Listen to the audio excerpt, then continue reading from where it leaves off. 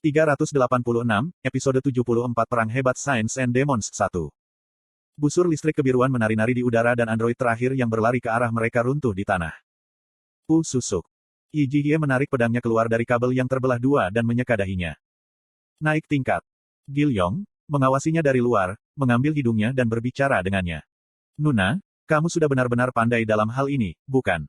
Dia sangat ingin memukul kepala bocah itu setelah mendengarkan kata-katanya yang penuh ego, tetapi harus berhenti. Kamu tidak bisa menyerang target. Terlepas dari apapun, kedua anak ini tidak terkalahkan dalam pandangan dunia ini. Tidak ada yang baik akan datang dari menggosok mereka dengan cara yang salah. Dia mengalihkan pandangannya antara Yi Gil Yong dan Xin Yuseng sebelum melemparkan mereka pertanyaan. Apa levelmu sekarang? 84. Aku 87, Uni. Apa, tapi, kamu 83 hari yang lalu. Petik 2. Aku berbohong, dasar bodoh. Yi Jihye memperhatikan pertengkaran kedua anak itu dan menjawab sambil menghela nafas panjang. Tapi aku masih 79 tahun. Tetap saja, dia bisa naik level dengan cepat berkat dua anak ini. Persis seperti yang diucapkan oleh Slang, levelingnya naik dengan cepat, seolah-olah dia sedang naik bus, dan itu menempatkan mereka pada daftar orang-orang yang paling dicari di kota berikutnya. Android Yi Jihye 1888G. Lebih tepatnya, itu adalah dia sendiri. Sejak awal, anak-anak tidak bisa diserang, jadi mereka bahkan tidak muncul di daftar orang yang dicari. Kurasa sudah saatnya kita melarikan diri dari pandangan dunia ini. Aku pikir ini akan berakhir jika kita menjatuhkannya, Uni. Ada menara besar yang menempati pusat kota berikutnya di mana Xin Yuseng menunjuk. Ada kapal perang yang diparkir di atas menara itu, dan setiap kali dia melihatnya, Yi Jihye akan menerima pesan dari sponsornya. Konstelasi, Dewa Perang Maritim, sangat menyarankan agar Anda memperoleh bintang relik itu. Petik 2.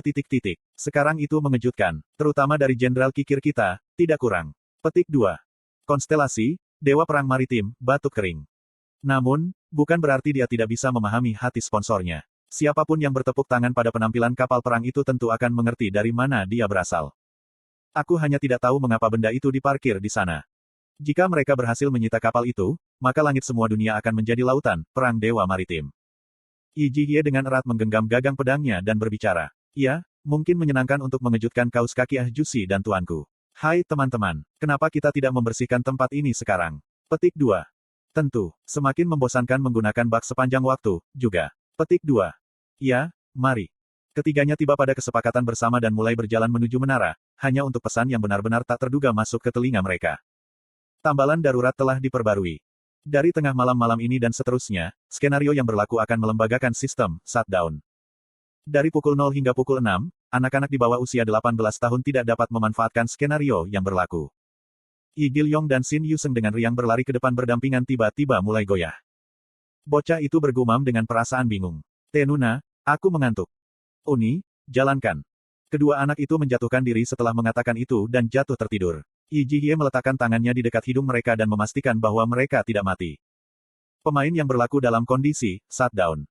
Bagi Yi Jihye, ini adalah satu situasi yang memicu flabbergas. Apa-apaan? Saya pikir pandangan dunia ini adalah 18+ sejak awal. Kenapa shutdown ini bahkan diperkenalkan? Petik 2. Sayang sekali, tidak ada waktu untuk santai berdiri dan mengeluh. Gerbang menara terbuka lebar dan ratusan drone mulai melakukan serangan serentak untuk membunuhnya. Itu sebabnya. Petik 2. Oh, sial. Tampaknya malam ini akan menjadi malam yang sangat panjang baginya. Konflik regional ke-113 telah selesai. Hasil dari konflik regional yang berlaku tidak dapat diputuskan. Pertempuran khusus ini tidak memiliki pemenang atau pecundang. Raja Iblis yang terluka berat saling mendukung dan mundur, sementara Uril yang dilanda panik menghilang dari sini bersama dengan malaikat berperingkat rendah. Satu-satunya orang yang tersisa di medan perang yang kosong adalah Reincarnators yang berserakan seperti sisa-sisa pasukan yang kalah, ditambah 5 pria dan wanita di antara mereka runtuh di tanah. Petik 2. Aku tidak tahu ini akan terjadi, gumam Han Su-yong dengan suara tercengang. Apa yang lakukan setelah memasuki konflik regional itu cukup sederhana, berpartisipasi dalam perang antara baik dan jahat, dan menekan semua peserta di samping mereka sendiri. Dan kemudian, orang-orang yang tersisa akan melakukannya dan menyerangnya untuk perang tanpa pemenang. Hasil pertempuran yang berlaku tidak dapat diputuskan. Kurangnya keinginan untuk bertarung oleh para peserta pertempuran yang berlaku telah dikonfirmasi.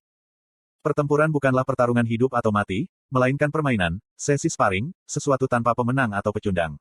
Dan itu sebabnya itu bukan perang antara baik dan jahat, dan tentu saja, bukan perang besar orang suci dan iblis. Konflik regional yang berlaku telah dikeluarkan dari kategori perang besar Science and Demons. Konflik regional baru ke-113 sedang menunggu untuk terjadi. Kekuatan untuk secara paksa memecah medan perang, itu adalah kekuatan yang dimiliki saat ini. Petik 2. Sponsorku seharusnya benar-benar sedih dan kecewa sekarang. Mau bagaimana lagi kali ini, Hui Wonsi? Jika memungkinkan, aku tidak ingin bertarung melawan Uril. Ini cerita yang sama bagiku. Dengan wajah yang sedikit menyesal, Jong Hui Won dan Yi Hyun Seong memandangi Reincarnators dari medan perang. Meskipun banyak yang telah mati dan kembali ke siklus kelahiran kembali, ada beberapa yang masih berhasil bertahan hidup. Mereka membagi Align Forest Essence menjadi milik mereka dan membagikannya kepada yang selamat. Kim Dokja juga mendukung Reincarnators sekitarnya satu persatu dan menghentikan pendarahan mereka dengan menekan titik-titik tekanan mereka. Han Suyong berbicara sambil menatapnya. Kau memulai semua ini dengan rencana yang pasti, kan? Aku selalu punya rencana sebelum memulai sesuatu. Maka kamu harus tahu bahwa kita tidak bisa terus begini selamanya. Waktu untuk konflik khusus ini terbukti menguntungkan bagi mereka, tetapi tidak ada jaminan bahwa keberuntungan mereka akan sama baiknya di waktu berikutnya. Selain itu, pasti ada makhluk di antara rasi bintang di sisi baik, atau Raja Iblis yang kekuatan tidak bisa tangani, dan jika mereka bergegas ke pertempuran dengan perbedaan terlalu besar dalam pertempuran kekuatan, mereka mungkin menemukan diri mereka dalam bahaya fana, juga. Namun, Kim Dokja mempertahankan ekspresi yang tenang. Kita tidak perlu bertahan lama, jadi itu akan baik-baik saja. Han Suyong mendengar suaranya yang santai di Midday Trees dan membisikkan sendiri jawabannya. Oke, lalu bagaimana? Kita hanya harus bertahan sampai Chaos Points melewati 90. Poin kekacauan saat ini adalah 56. Seolah menunggu saat ini, pesan melayang di udara dan Han Suyong menatapnya dengan tajam. Tentang apa hal ini? Kedengarannya berbeda dari poin, baik jahat meskipun. Kamu benar. Kim Dokja menjelaskan secara singkat apa, Chaos Points itu, bahwa ia akan bangkit ketika baik, maupun, jahat, mengklaim kemenangan dan tatanan dunia runtuh sebagai hasilnya. Apa yang terjadi jika penuh? Calamity of Reflection akan dimulai. Bencana wahyu. Diam. Apa kau berbicara tentang naga kiamat? Naga kehancuran dari kitab wahyu, juga dikenal sebagai naga terakhir penyingkapan, makhluk yang disebut sebagai naga kiamat. Sebuah bencana besar yang turun pada skenario ke-95 selama belokan ke-1863, ia mampu menghanyutkan rasi bintang di Star Stream lebih besar dari hanya dengan satu jentikan ekornya. Kim Dokja tersenyum dan mengangguk. Baik, Anda tahu tentang itu. Tanda hubung titik. Kamu ingin meningkatkan Chaos Points ini bahkan setelah mengetahui itu. Apakah Anda tidak waras? Apa yang akan Anda lakukan jika naga kiamat dihidupkan kembali?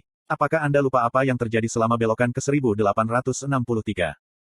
Jika naga kiamat bangun selama skenario ini, maka itu akan menimbulkan skala kehancuran yang tak tertandingi dengan perang besar para orang suci dan iblis. Namun, Kim Dokja membawa ekspresi tekad. Itu tidak akan hidup kembali. Dan bagaimana kamu tahu itu?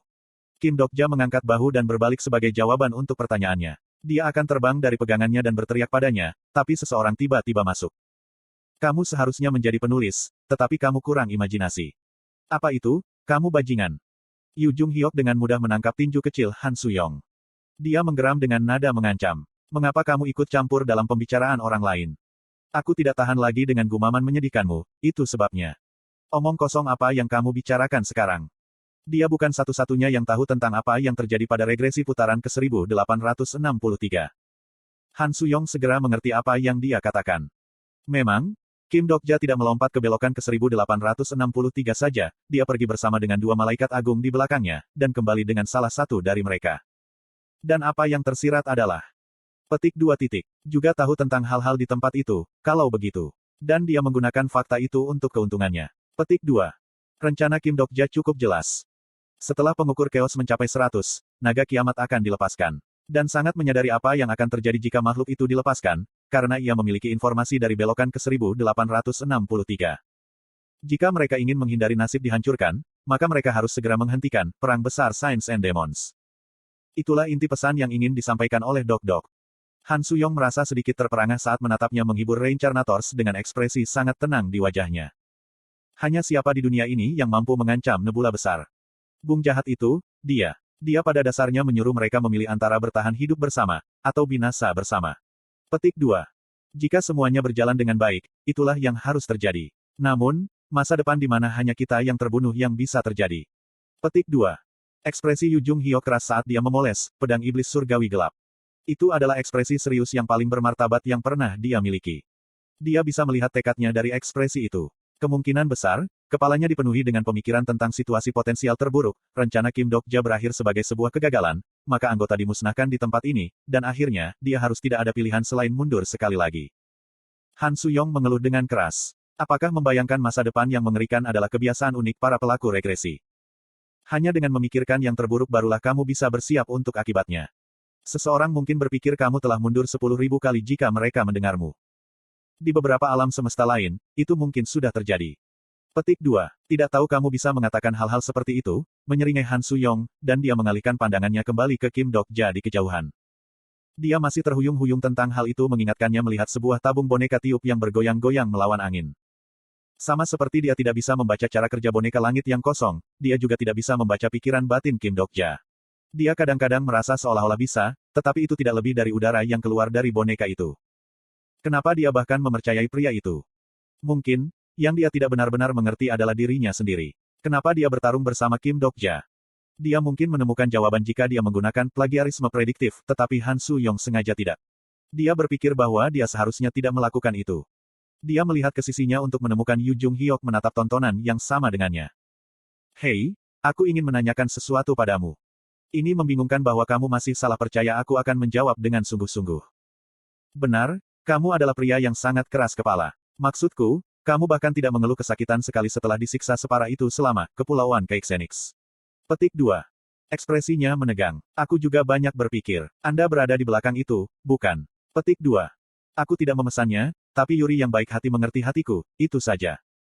Fabel, Raja Keixenix, perlahan menganggukkan kepalanya. Yu Jung Hyuk tidak pernah sekalipun mengungkapkan identitas atau informasinya yang berkaitan dengannya bahkan ketika mengalami penyiksaan yang mengerikan oleh Yuri. Han Suyong membersihkan pantatnya dan berdiri. Bagaimanapun, kamu benar-benar oke dengan ini. Kamu mencoba membunuh Kim Dok-ja sebelumnya, kan? Petik 2. Itu bukan urusanmu. Pria sepertimu tidak mudah berubah pikiran, jadi. Itu berarti kamu tidak memiliki perubahan hati, tetapi sejak awal tidak pernah berencana untuk membunuhnya. Petik 2. Petik 2. Petik 2. Baiklah kalau begitu. Siapa yang menghasut Anda? Metatron. Petik 2. Alis tebal Yu Jung Hyuk berkedut sedikit ketika nama Metatron diangkat. Jadi, itu terkait. Petik 2. Sepertinya kamu sudah mengerjakan PR. Aku tidak punya waktu luang untuk melakukan omong kosong seperti itu. Nah, saya baru saja mengangkatnya karena Anda tiba-tiba menyebutkan, Anda tahu. Tapi, setelah melihat reaksimu, kurasa, Metatron, bukanlah penghasut utama, kalau begitu. Petik 2. Kekuatan deduksi Han Suyong menyebabkan kedua alisnya bergetar saat ini. Siapa yang bisa? Siapa yang bisa mengecewakan regresor kita yang berharga seperti ini? Petik 2. Dia bukan makhluk yang orang seperti kamu akan tahu. Yup, aku tahu itu. Itu adalah, secretive plotter, kan? Petik 2. Yu Jung Hyuk menatap Han Suyong yang berdiri. Bibirnya bergerak sedikit seolah berkata, mengapa kamu begitu terkejut seperti itu? Hei, aku bukan orang tolol, aku ingin kamu tahu. Saya bisa dengan mudah menebak hal-hal yang dikelola oleh kepala Anda. Petik 2. Inkarnasi, Han Suyong, menggunakan, plagiarisme prediktif. Lebih tepatnya, ini, mes ganda. Sebuah fabel tempat ratusan, ribuan, bahkan mungkin puluhan ribu Han Suyongs berkumpul bersama untuk memprediksi acara yang akan datang. Giliran Yu Jung Hyuk yang bertanya kali ini. Apakah kamu tahu sesuatu tentang, secretive plotter? Dewa luar yang sangat kuat, kan? Dia membentuk wajah kecewa sebentar sebelum berbicara dengan nada suara yang meyakinkan. Petik 2. Aku mengerti bahwa bahkan jika ribuan orang bodoh berkumpul, mereka tidak bisa menjadi jenius tunggal. Ingin mati. Baik, kamu tahu siapa itu, kalau begitu. Petik 2. Ada satu makhluk yang bisa aku pikirkan. Siapa ini? Daripada menjawabnya segera, Yu Jung Hyuk mengingat-ingatannya, sebagai gantinya. Petik 2. Bajingan itu tahu semua sejarahku. Dari regresi ke nol hingga futures berjangka jauh, yang bahkan belum pernah saya alami. Petik 2. Jika tebakanku benar, maka hanya ada satu keberadaan seperti itu di seluruh garis dunia ini. Han Suyong mengangguk setuju. Kedengarannya benar. Hanya ada satu dengan probabilitas yang cukup tinggi. Petik 2. Mereka berdua saling menatap sebentar, sebelum menggumamkan jawaban yang mereka pikirkan. Namun, petik 2. Siapa yang kamu bilang itu? Omong kosong macam apa itu? Jawaban mereka berbeda satu sama lain. Finn.